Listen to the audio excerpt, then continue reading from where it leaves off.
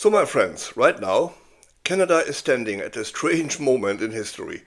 A moment where our familiar world order is changing and global economies are shifting.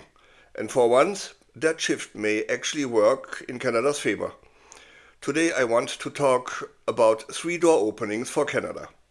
First, how a deal signed thousands of kilometers away between the EU and South America is quietly creating a ripple effect that could reshape Canada's trading future. Second, why Europe is openly preparing to push back against US economic pressure and how that could unexpectedly pull Canada closer into Europe's inner economic circle. And third, why Canada's January 2026 agreement with Qatar isn't just another foreign deal, but a serious play on jobs, investment, and independence. Three stories, one theme. Canada is learning how to stop being concerned and start having options. Let's break it down. Back on January 17th, Europe signed a massive trade agreement with the Mercosur bloc in South America. Brazil, Argentina, Uruguay, Paraguay. On the surface, that deal wasn't about Canada at all. But here's the thing, on global trade, nothing happens in isolation. The moment Europe locked into this tariff-free access to South America, it could handicap Canadian exports immediately. Our machineries, auto parts, chemicals, and other industrial goods would keep facing tariffs as high as 30 or 35%, and European competitors, zero. However, there is a lot of incentive for Mercosur countries to not obstruct Canadian trade. So actions needed to be taken, fast, and it did. Brazil foreign minister is now openly saying that a Canada-Mercosur deal could be signed early this year. Not someday, not under discussions, no, this year. Why the rush? Because Canada can't afford to be priced out of a market with 282 million consumers and over $3 trillion in economic output. That market gives Canada something critical, the third option we need. For decades, roughly 3/4 of our exports have gone south to the United States. That's comfortable, until it isn't. With a Kushma review coming up while we are facing Trump's coercion-based trade policies and tariff threats, South America represents two things: welcomed trade-free trade opportunities and leverage to watch the orange conman in the White House. Because it's not just about selling goods, it's also about negotiation power. But there's another leg here. Europe's South America deal is largely built around minerals, lithium, graphite, input for batteries, clean tech, and so forth. Canada sits right in the middle of that equation. We have minerals, we have financing, we have technologies, and Europe has demands. That triangle, EU, Mercosur, Canada, creates an entirely new supply chain that does not run through the United States. And Canadian service companies, banks, telecoms, engineering firms, clean energy developer, they all operate in Europe under CETA. Now they can follow European standards straight into South America. This, my friends, isn't theory, it's alignment. That's what Canada gets when locking shoulders with Europe. Now let's talk about Europe, because something really big is happening over there. Europe has decided it's done absorbing pressure based on economic terrorism from the orange fascist gangster and still smiling politely.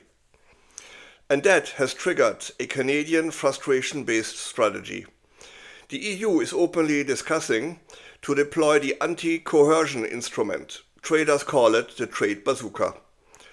Screw tariffs, man. That thing has teeth. It allows Europe to lock American firms out of European markets, block investments, hit specific companies with targeted digital taxes. France right now is coordinating with Germany and Poland. This isn't just talk, it's alignment. What Europe is saying very clearly is this: yes, we do have leverage, and we are willing to use it. And markets heard that message loud and clear. After the orange idiot recent tariff threats towards Europe, tied to the Greenland dispute, the US dollar dropped sharply. Investors sold what he had, while the euro climbed, and the phrase "Sell America" started circulating again. For Canada, that moment cuts both ways. On one hand, if Europe sidelines American suppliers, Canadian firms are perfectly positioned to step in. We already trade with Europe mostly tariff-free. We already meet regulatory standards, machinery, energy, agriculture, advanced manufacturing. Canada becomes the safe substitute. Most importantly, Europe is actively looking to reduce dependence on the US economy. And when Europe looks for stable, rule-based partners, Canada stands out. That matters while we are heading into Kushma review. If the orange conman knows Canada has options, real options, his tone at the negotiation table will change. But let's be honest, a full-blown EU-US trade war does not come without downsides. Supply chains would snarl, costs would rise, pension funds tied to the US market would feel it. This isn't a free lunch, but it's also not a tool that would be applied forever. Still, the lesson is unmistakable. It sends a clear message, so strong even the economic illiterate disaster administration in Washington would understand. The era of Europe quietly taking punches is over, and Canada is watching carefully. Now let's shift east to Qatar. In January 2026, Canada and Qatar signed a deal that barely made headlines, but it should have. Because this isn't about shipment or symbolism, it's about capital. Qatar is committing some serious money to Canadian projects that have been stalled, delayed, or underfunded for years. Clean energy, artificial intelligence, defense technologies, biotech, aerospace, and advanced manufacturing. These aren't speculative investment, it's reality. Those projects will get built faster. They create skilled jobs. They anchor supply chains here in Canada, not abroad. There's also a foreign investment protection agreement coming this summer. And that matters more than most people think. It gives Canadian firms certainty, clear rules, legal protections. That's how real business gets done. And that, by the way, was a class never taught at Trump's university. And add to it expanded air links, more direct flights, and deeper defense cooperation, including a Canadian Defense Office in Doha. And this becomes a strategic partnership, no handshake deal. So Qatar is another asset, as Canada is balancing the board. We are quietly collaborating. Less dependence, more flexibility. Put it all together and a picture starts to form. Europe is asserting itself. South America is opening up. Capital from the Gulf is flowing into Canada. And Canada is not done yet. That doesn't mean smooth sailing. As Trump has weaponized trade, markets are nervous, US credit rating is down, US dollar has tumbled, the US is not trusted anymore, global growth is slowing, but now Canada has something we haven't had for a long time: options. And in a world where pressure is rising, having options is power. So here's the question: does Canada play small and hopes the storm will pass?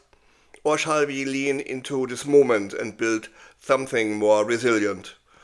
If you found this breakdown useful, please share it. Talk about it at work, on the road, in the shop, wherever real conversation happen. Because talking about what's going on in Ottawa, right now, is more important than ever. If this breakdown helps you to cut through the noise, then please hit the like button and subscribe to the channel for more cleared eyes analysis on trade policies and the global economy. Thanks for watching, and I'll see you in the next one. I'm Wilfried Lemkuller from Europe Curious.